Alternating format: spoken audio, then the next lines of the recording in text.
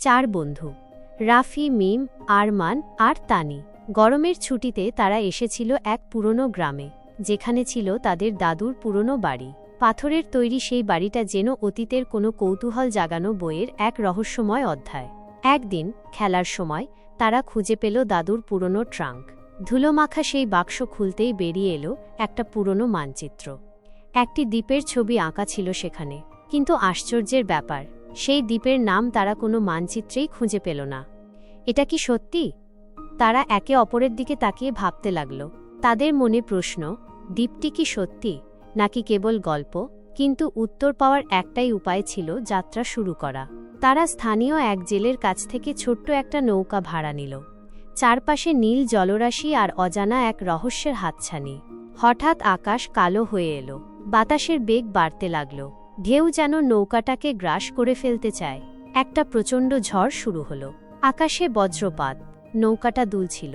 ভয় আর উত্তেজনার এক দোলাচলে হারিয়ে যাচ্ছিল চার বন্ধু। হঠাৎই ঝড় থেমে গেল, সামনে কুয়াশার চাদরে ঢাকা এক দ্বীপ দেখা গেল। তারা দ্বীপে নামল, পা রাখতেই যেন বাতাস এক অদ্ভুত শীতলতা নিয়ে এলো। চারপাশ নিস্তব্ধ, পাখিরাও ডাকছে না। একটা পুরনো গাছের ডাল থেকে পানির ফোঁটা পড়ছিল, যেন কোনো অদৃশ্য কেউ সেখানে বসে আছে। এগিয়ে যেতেই অদ্ভুত সব ছায়া চোখে পড়ল। গাছের পেছনে কেউ কি লুকিয়ে আছে? একটা হালকা ফিসফিসানি কানে এলো। তোমরা কেন এসেছ? বন্ধুরা চমকে উঠল। কেউ কোথাও নেই, কিন্তু এই কণ্ঠস্বর এল কোথা থেকে? তারা এগিয়ে গেল দ্বীপের ভেতরে। এক জায়গায় এসে তারা দেখতে পেল বিশাল এক পাথরের গায়ে কিছু সংকেত খোদাই করা। এটা কি? পাথরের ওপরে হাত রাখতেই হঠাৎ দ্বীপের চারপাশে আলো জ্বলে উঠল। আর তখনই তারা দেখতে পেল এক ছোট্ট ছেলেকে, পাতার তৈরি পোশাক পরে দাঁড়িয়ে আছে তাদের সামনে। ছেলেটি বলল, তোমরা জানো না, এই দ্বীপ একসময় মানুষের ছিল, কিন্তু এক ভয়ঙ্কর জাদুকর এটাকে অদৃশ্য করে দিয়েছিল। কেবল তার তৈরি করা মানচিত্রই এই দ্বীপের দরজা খুলতে পারে। বন্ধুরা একে অপরের দিকে তাকালো। তাহলে আমরা কি এই দ্বীপের রহস্য উদ্ধার করতে পেরেছি? ছেলেটি হেসে বলল, এখনো পুরোটা না, তোমাদের সামনে আরও এক রহস্য অপেক্ষা করছে। ছেলেটি একটি গুহার দিকে ইঙ্গিত করল। এই দরজার ওপারে আছে সেই সত্য, যা বছরের পর বছর ধরে লুকিয়ে রাখা হয়েছে। বন্ধুরা ধীরে ধীরে এগিয়ে গেল। হঠাৎ গুহার ভেতর থেকে একটা গর্জন শোনা গেল। দ্বীপের মাটিও যেন কাঁপতে শুরু করল। আলো নিভে গেল, তারা এগিয়ে গেল দ্বীপের ভেতরে। এক জায়গায় এসে তারা দেখতে পেল বিশাল এক পাথরের গায়ে কিছু সংকেত খোদাই করা। এটা কি? পাথরের ওপরে হাত রাখতেই হঠাৎ দ্বীপের চারপাশে আলো জ্বলে উঠল। আর তখনই তারা দেখতে পেল এক ছোট্ট ছেলেকে, পাতার তৈরি পোশাক পরে দাঁড়িয়ে আছে তাদের সামনে। ছেলেটি বলল, তোমরা জানো না, এই দ্বীপ একসময় মানুষের ছিল, কিন্তু এক ভয়ঙ্কর জাদুকর এটাকে অদৃশ্য করে দিয়েছিল। কেবল তার তৈরি করা মানচিত্রই এই দ্বীপের দরজা খুলতে পারে। বন্ধুরা একে অপরের দিকে তাকালো। তাহলে আমরা কি এই দ্বীপের রহস্য উদ্ধার করতে পেরেছি? ছেলেটি হেসে বলল, এখনো পুরোটা না, তোমাদের সামনে আরও এক রহস্য অপেক্ষা করছে। চার বন্ধু রাফি, মিম, আরমান আর তানি আজ এমন এক জায়গায় এসে দাঁড়িয়েছে যেখানে কেউ কখনো পা রাখেনি। গুহার প্রবেশপথের সামনে পাথরে খোদাই করা সংকেতগুলো অন্ধকারে ধীরে ধীরে জ্বলতে শুরু করল। আর ঠিক তখনই সেই রহস্যময় ছেলেটি বলে উঠল, এই দরজা খুললেই তোমরা জানতে পারবে দ্বীপের আসল সত্য। কিন্তু সাবধান, একবার ঢুকে গেলে আর ফিরে আসার পথ থাকবে না। চারজনই শিহরিত। তানি সাহস করে বলে উঠল, আমরা এত দূর এসেছি, এখন আর পেছনে ফেরা যাবে না। তারা গুহার ভেতরে প্রবেশ করল। গুহার ভেতরে প্রবেশ করা মাত্রই চারপাশে এক রহস্যময় আলো জ্বলে উঠল। মনে হচ্ছিল যেন গুহাটাই জীবন্ত। প্রাচীরের গায়ে অদ্ভুত সব চিত্র আঁকা, এক বিশাল জাদুকর, এক রহস্যময় দ্বীপ আর একদল মানুষ যারা কোথাও হারিয়ে গেছে। মিম ফিসফিস করে বললে, এই সব ছবির মানে কি? ঠিক তখনই গুহার দেয়ালে জ্বলন্ত হরফে লেখা ফুটে উঠল, যে দ্বীপ একসময় ছিল মানুষের, এখন সে দ্বীপ শুধু স্মৃতি হয়ে গেছে, কারণ তারা বিশ্বাসঘাতকতা করেছিল। আরমান বিস্মিত হয়ে বলল, কিন্তু কিভাবে? কার সাথে বিশ্বাসঘাতকতা করেছিল?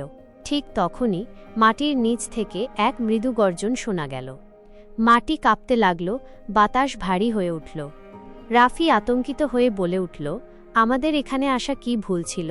তার কথার উত্তর এলো এক গম্ভীর কণ্ঠে, হয়তো। চারপাশে আলো ঝলসে উঠল। সামনে দাঁড়িয়ে আছে এক বিশাল ছায়ামূর্তি। লম্বা কালো পোশাক, লাল চোখ আর হাতে একটি সোনার কাঠি। তোমরা এখানে কেন এসেছ? গলা শুকিয়ে এলো চার বন্ধুর। কিন্তু তানি সাহস করে বলল, আমরা জানতে চাই এই দ্বীপের সত্য কি। ছায়ামূর্তি ধীরে ধীরে বলে উঠল, তোমরা কি জানো এই দ্বীপ একসময় কত সুন্দর ছিল? এখানে মানুষ হাসত, ভালোবাসত, একসঙ্গে কাজ করত। কিন্তু একদিন তাদের নিজেদের লোভ, ভুল সিদ্ধান্ত আর ভয় দ্বীপকে ধ্বংস করে দিয়েছিল। চারপাশে দেওয়ালগুলো জ্বলজ্বল করতে শুরু করল, আর ধীরে ধীরে সেখানে ফুটে উঠল এক করুণ দৃশ্য। অনেক অনেক বছর আগে এই দ্বীপ ছিল এক জাদুকরী ভূমি, যেখানে সবাই শান্তিতে বাস করত। দ্বীপের কেন্দ্রে ছিল এক মহাশক্তিশালী আলোক বৃক্ষ, একটি জাদুকরী গাছ, যার শক্তিতে দ্বীপ উজ্জ্বল থাকত, প্রকৃতি সবসময় প্রাণবন্ত থাকত। কিন্তু একদিন দ্বীপের মানুষেরা দ্বিধায় পড়ে গেল। কেউ কেউ বিশ্বাস করত গাছের শক্তি সীমাহীন, আর যদি তারা গাছটি কেটে নেয় তবে তার শক্তি চিরদিনের জন্য তাদের নিজের করে নেওয়া যাবে। অন্যরা বলেছিল, না, এটা করলে দ্বীপের ভারসাম্য নষ্ট হবে। কিন্তু লোভী কিছু মানুষ তাদের কথা শোনেনি। তারা এক গভীর রাতে গাছটিকে কেটে ফেলল, আর সেই মুহূর্তেই দ্বীপের আলো নিভে গেল। আকাশ অন্ধকার হয়ে গেল, মাটি ফেটে যেতে লাগল, আর বিশাল এক ঝড় দ্বীপের সবকিছু গ্রাস করে নিল। দ্বীপের বাসিন্দারা ভয় পেয়ে গেল, কিন্তু তখন আর কিছু করার ছিল না।